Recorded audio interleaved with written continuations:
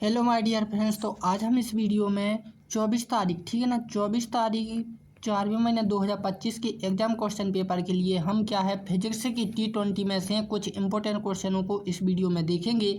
और दोस्तों 24 तारीख को आप लोगों का उन्हीं का पेपर है जिसका फिजिक्स का क्या रहेगा ओपन इलेक्टिव, ठीक है ना, क्या रहेगा ओपन इलेक्टिव में जिसका भी सब्जेक्ट क्या रहेगा फिजिक्स रहेगा, केवल उन्हीं को 24 तारीख को एग्जाम होगा, ठीक है ना। जिसका माइनर में होगा दोस्तों, ठीक है ना, उसका कितनी तारीख होगा 8 तारीख 5वें महीने में, ठीक ना। तो माइनर के दोस्तों हम क्या करेंगे इस वीडियो में देखेंगे। और देखो दोस्तों एक चीज़ आप ध्यान रखें, चाहे ओपन इलेक्टिव वाले हों चाहे आप माइनर वाले हों, आपको यही वाली बुक यही वाला पेपर आपको पढ़ना है। ये सेकंड पेपर होता है फिजिक्स का, ठीक ना। चलिए दोस्तों तो अब हम चलते हैं अपनी वीडियो की और देखते हैं इनके क्वेश्चन। तो देखो दोस्तों मैंने आप लोगों को क्या है फर्स्ट यूनिट, ठीक है ना, फर्स्ट यूनिट सेकंड यूनिट और थर्ड यूनिट, ठीक है ना, ये तीनों के तीनों इंपॉर्टेंट क्वेश्चन मैंने आप लोगों को बता चुके हैं। और जिसने भी मेरी पहली वीडियो नहीं देखी है वो मेरे डिस्क्रिप्शन में जाकर मैंने प्ले लिस्ट डाल दी है, उसमें से बाकी की वीडियो देख सकता है, ठीक ना। आज हम इस वीडियो में चौथी यूनिट के कुछ इंपॉर्टेंट क्वेश्चनों को देखेंगे। तो हमारा पहला क्वेश्चन क्या रहेगा कि ठोसों की विशिष्ट ऊष्मा पर ताप का क्या प्रभाव पड़ता है। तो देखो दोस्तों यहाँ पर इंपॉर्टेंट क्वेश्चन रहेगा ये कि अलग अलग पदार्थों की विशिष्ट ऊष्मा अलग अलग होती है, ठीक है ना। साथ ही किसी पदार्थ की विशिष्ट ऊष्मा सदैव नियत होती है बल्कि ताप के साथ परिवर्तित भी होती है, ठीक है ना। अगला क्वेश्चन क्या है, सॉरी आगे क्या है इसमें कि 20वीं सदी, ठीक ना, 20वीं शताब्दी के प्रारंभ में तब ठोस पदार्थों की विशिष्ट ऊष्मा पर किए गए शोध कार्य से निम्नलिखित परिणाम है। कितने परिणाम है दोस्तों, यहाँ पर 3 परिणाम देकर रखे हैं। तो कौन कौन से परिणाम है दोस्तों, वो हैं आपके नंबर पहला क्या है कि समान ताप पर निर्भर प्रवाह सभी ठोसों की आणविक विशिष्ट ऊष्मा होती है, किसके 3R के लगभग में होती है, ठीक ना। बस आपको इतना ही पॉइंट लिखना है, बाकी का कुछ नहीं लिखना है। दूसरा पॉइंट में क्या लिखना है कि निम्न ताप पर पदार्थों की विशिष्ट ऊष्मा C भी ताप के से साथ घटती है, ठीक ना। इतना क्वेश्चन भी आप लिख सकते हैं और डायरेक्ट आपको ये इक्वेशन लिख देना है, आपका काम हो जाएगा। थर्ड में क्या है कि परम शून्य ताप O के पर सभी ठोस पदार्थों की आणविक विशिष्ट ऊष्मा C भी शून्य होती है। बस आपका इतना लिख देना, आपके 3 या 9 नंबर का क्वेश्चन बनेगा। ये लगभग 3 नंबर का क्वेश्चन है दोस्तों, तो आपको 3 नंबर इसमें मिल जाएंगे। अगला क्वेश्चन क्या है कि ठोस की विशिष्ट ऊष्मा को परिभाषित करते हुए स्पष्ट कीजिए, ठीक है ना। क्या करना है, स्पष्ट करना है। तो यहाँ पर दोस्तों यहाँ में क्या लिया है कि ठोस लगभग असंपीड़ित होते हैं, ठीक है ना, अतः ठोस को दी गई ऊष्मा मुक्तता उसकी आंतरिक ऊर्जा को बढ़ाने में प्रयुक्त होती है, इसलिए ठोस की परमाणु विशिष्ट ऊष्मा क्या है CV बराबर के du/dt, ठीक ना। बस आपको इतना लिख देना, आपका काम हो जाएगा। यहाँ पर फिर उनके क्या लिख देना, कुछ उनकी निम्नलिखित वृद्धियों के आंतरिक ऊर्जा में कारण भी लिखना है, जो कि आपके यहाँ पर देख सकते हैं। एक दो कारण आपको देकर रखे हैं, इसमें कुछ इक्वेशन है, आप स्क्रीनशॉट लेकर देख लीजिएगा, ठीक है ना। चलिए आगे की और क्वेश्चन देखते हैं। तो आगे का जो क्वेश्चन है दोस्तों वो है ठोसों की विशिष्ट ऊष्मा के लिए आइंस्टीन और डिवाइड के सिद्धांत के मुख्य अंतर बताइए। तो ये क्वेश्चन दोस्तों इंपॉर्टेंट नहीं है, तो आप इसका स्क्रीनशॉट ले लें और इसे याद कर लें, ठीक है ना। एक बार पढ़ लीजिएगा, याद तो नहीं करना। और दूसरा जो सेकंड वाला क्वेश्चन है डिवाइड ताप से आप क्या समझते हैं, ये भी इंपॉर्टेंट नहीं है, तो एक बार आप इसे भी पढ़ लीजिएगा, ठीक है ना। यदि आ गया एग्जाम में तो कम से कम हमें लगे तो कि हमने पढ़ा है, ताकि हम कुछ रिलेटेड में लिख सकें, ठीक है ना। चलिए आगे का question very very important question है, देखो यहाँ पर लिखा भी है वेरी वेरी IMP क्वेश्चन, ठीक है ना। क्रिस्टल ठोस और आकृष्टीय ठोसों में क्या बताना, अंतर बताना। पहला अंतर क्या रहेगा कि क्रिस्टल ठोसों से सभी परमाणुओं की व्यवस्था एक निश्चित क्रम में होती है और इसमें निश्चित क्रम में नहीं होती है, ठीक ना। अगला क्या है, ठोसों का गलनांक निश्चित होता है, इसमें क्या हो निश्चित नहीं होता है, ठीक ना। अगला क्वेश्चन क्या है कि ठोसों के भौतिक गुण, ठीक है ना, क्या है भौतिक गुण जैसे अपवर्तनांक, ठीक है ना, विद्युत चालकता, ऊष्मीय चालकता आदि ठोस की विभिन्न दिशाओं में क्या करती है, विभिन्न दिशाओं में क्या करती है भिन्न भिन्न होती है, ठीक है ना। अतः ये ठोस पदार्थ विषमदेही कहलाते हैं, ठीक है ना। इसमें क्या है कि आकृष्टीय ठोसों की परमाणु, ठीक है ना, परमाणुओं की व्यवस्था निश्चित क्रम, सॉरी कहाँ पर था ये वाला, यहाँ से था, ठीक है ना। अपवर्तनांक, विद्युत चालकता और ऊष्मीय चालकता आदि सभी दिशाओं में एक समान होती है, अतः ये ठोस पदार्थ समदेही कहलाते हैं, ठीक ना। अगला पॉइंट क्या रहेगा दोस्तों कि उदाहरण नमक, कॉटन, कैल्शियम इत्यादि, इसमें उदाहरण क्या है प्लास्टिक, रबर, आटा इत्यादि, ठीक ना। तो ये भी आपको 3 नंबर में आएगा, लेकिन इससे मिलते जुलते दोस्तों यदि आपके पास और भी हैं, ठीक है ना, तो आप लिख सकते हैं, क्योंकि ये 3 नंबर और 9 नंबर के हिसाब से आपको क्वेश्चन एग्जाम में पूछेगा। अगली जो साल आया 2024 में ये क्वेश्चन पूछा जा चुका है, वो भी 9 नंबर में, ठीक ना। इसलिए दोस्तों और बाकी के पॉइंट भी यदि आपको मिलें तो आप वहाँ से भी कर सकते हैं। अगला क्वेश्चन क्या है कि बुलबुला क्षेत्र का अर्थ क्या है। तो ये क्वेश्चन इंपॉर्टेंट नहीं है, लेकिन आप लोगों को एक बार पढ़ लेना है, ठीक ना। अगला क्वेश्चन क्या है कि फूनान की अवधारणा को समझाइए। तो यहाँ पर आप विस्तार से देख सकते हैं, एक बार पढ़ लीजिएगा, इंपॉर्टेंट क्वेश्चन है, ठीक ना। चलिए आगे की ओर चलते हैं।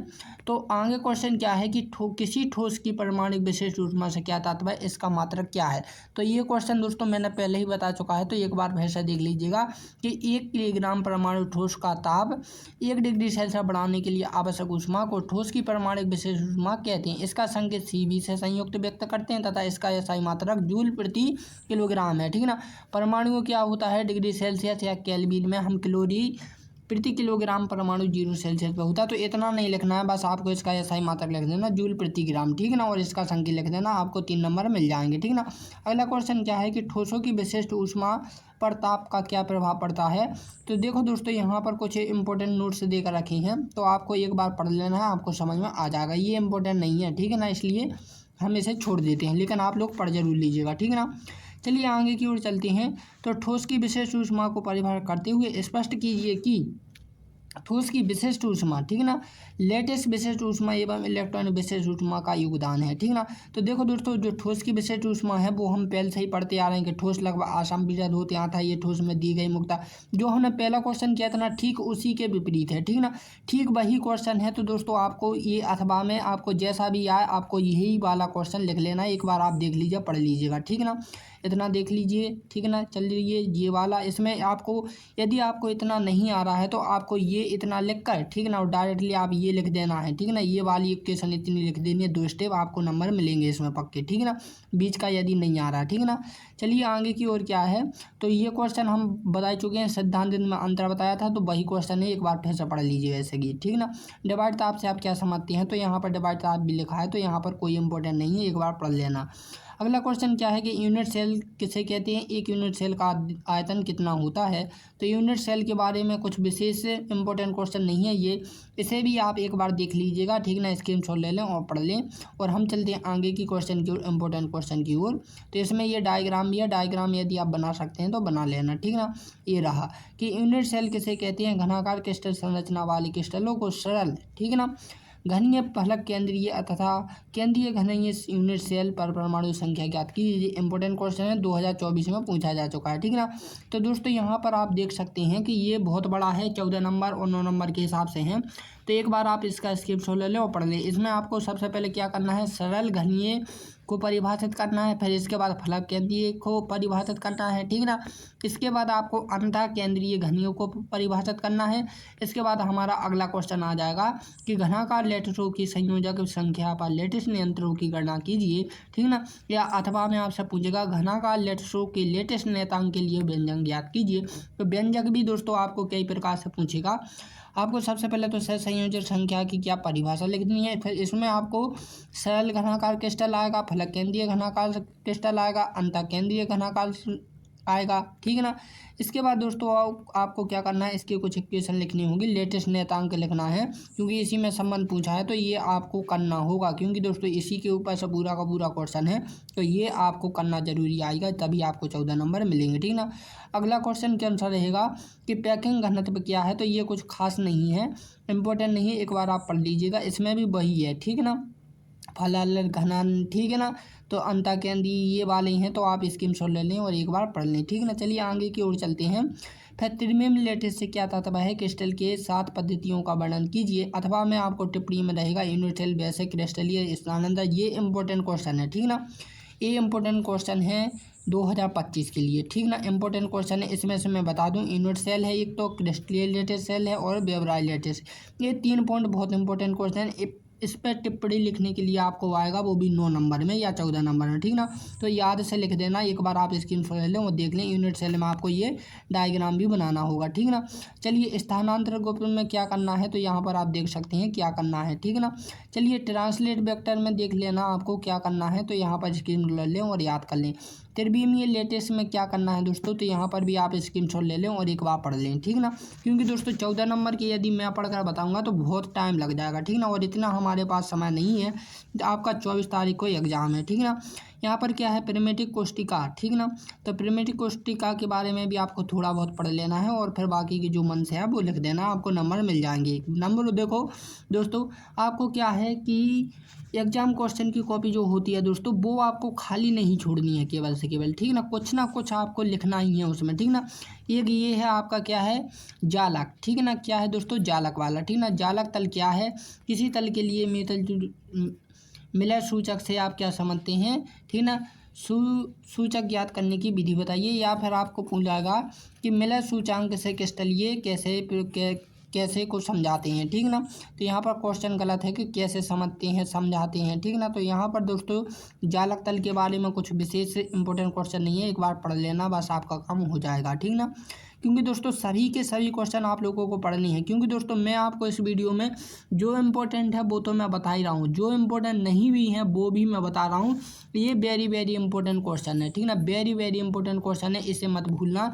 एक बार आप इसे पढ़ लें और एक बार इसे सॉल्व भी कर लेना, ठीक ना, क्योंकि ये 14 नंबर में पूछेगा जरूर, ठीक ना।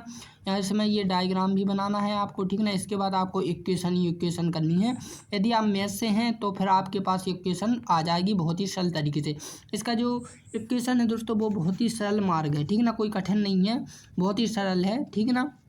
यहाँ पर तो यहाँ पर देख सकते हैं ये 14 नंबर में आएगा, कुछ ज़्यादा बड़ा नहीं है, इतना सा ही है, ठीक ना। यहाँ से स्टार्ट होगा, देखो ये जो है दोस्तों, यहाँ पर जो ऊपर देख रहे हैं कि माना, तो आप जैसे ही डायग्राम बनाओगे, क्या बनाओगे दोस्तों, डायग्राम जैसे ही बनाओगे उसके ऊपर से आप माना लिख लोगे। जैसे कि आप बोलोगे कि ए से हमने एक बिंदु मिलाया, फिर सी से सी मिलाया, ठीक ना। तो इस प्रकार से आपको ये माना लिख लोगे। उसके बाद आपको ये वाली इक्वेशन लगा देनी है, ठीक ना। इसमें लंबवतीकरण वाली, क्योंकि ये पाइथागोरस ट्रायंगल बनना ना, इसलिए इसमें क्या लगेगा, ट्रायंगल वाला जो लंबवतीकरण होता है वो वाला आपका क्या इसमें फॉर्मूला लगेगा, ठीक ना।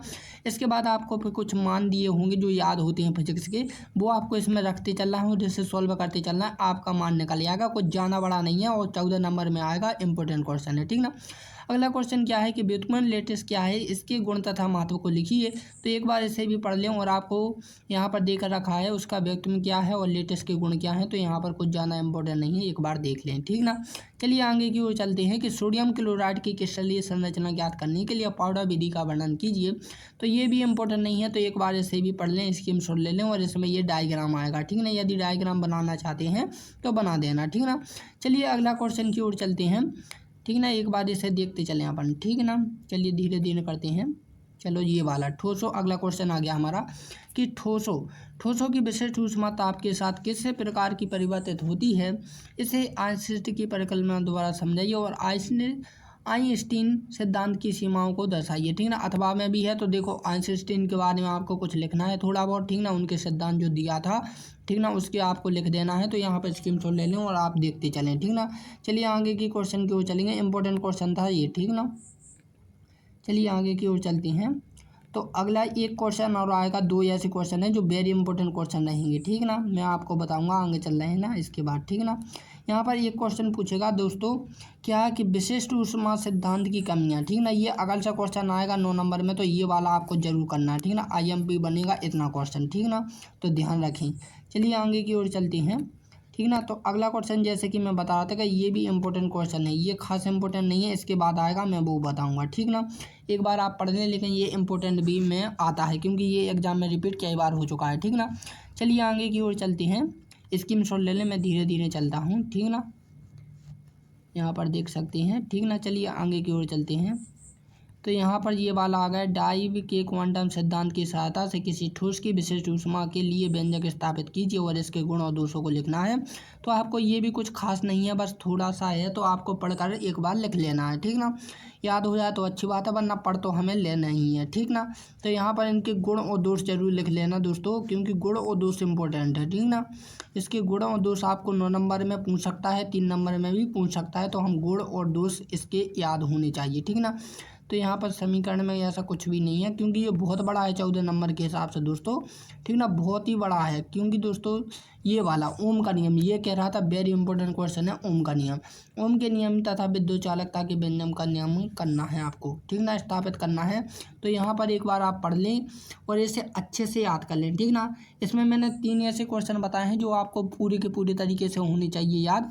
एक तो मैंने आपको बताया था क्या, आक्रिस्टलीय और क्रस्ट लिए थे उसमें अंदर, ठीक ना। दूसरा मैंने बताया था आप लोगों को वो वाला जो आपको मेथड से करनी थी। तीसरा ये ओम वाला, ठीक ना। ये तीनों के तीनों आपको बहुत इंपॉर्टेंट क्वेश्चन है इस यूनिट के, तो ये आप पर बिल्कुल भी नहीं छोड़ने चाहिए, ठीक ना, क्योंकि ये इनमें से एक ना एक क्वेश्चन आपको एग्जाम में देखने को मिलेगा 24 तारीख को। चलिए आगे की ओर चलते हैं, ठीक ना। आगे की ओर चलते हैं तो देखते हैं, ये भी बहुत बड़ा है वैसे, 14 नंबर का क्वेश्चन है तो बड़ा तो होगा ही, ठीक ना। तो इनके मेन पॉइंट। अब इसके बाद हमारा खत्म हो गया। आगे एक प्रश्न आएंगे, न्यूमेरिक क्वेश्चन है जो कि आते भी हैं और नहीं भी आते हैं, तो एक बार आप देख लें, ठीक ना। पहला क्वेश्चन, ये दूसरा क्वेश्चन, ठीक ना। चलिए आगे की चलते हैं, ये तीसरा क्वेश्चन, ठीक ना। अब नेक्स्ट यूनिट पढ़ेंगे हम, ठीक है ना। तो नेक्स्ट यूनिट के भी क्वेश्चन देखेंगे। और देखो दोस्तों, जिसने भी हमारी फर्स्ट यूनिट के क्वेश्चन, सेकंड यूनिट के क्वेश्चन और थर्ड यूनिट के क्वेश्चन, ठीक ना, और फोर के तो मैंने बता दिए हैं। जिनने मेरी इन तीन के क्या इंपॉर्टेंट क्वेश्चन नहीं देखे हैं, तो मैंने अपने डिस्क्रिप्शन में क्या है प्लेलिस्ट में इन वीडियो को सेट कर दिया है, तो आप वहाँ जाकर मेरी इन वीडियो को देख सकता है, ठीक ना। मैंने सबका सॉल्यूशन बताया है। तो ये दोस्तों यूनिट हमारी कितनी है, 5 है। तो इसी भी यूनिट को हम दोस्तों कल सॉल्व करेंगे, 20 तारीख को मैं ये अपलोड कर दूंगा। तो दोस्तों अब हम लेते हैं विदा और मिलते हैं अपनी अगली वीडियो में। तब के लिए जय हिंद एंड जय भारत।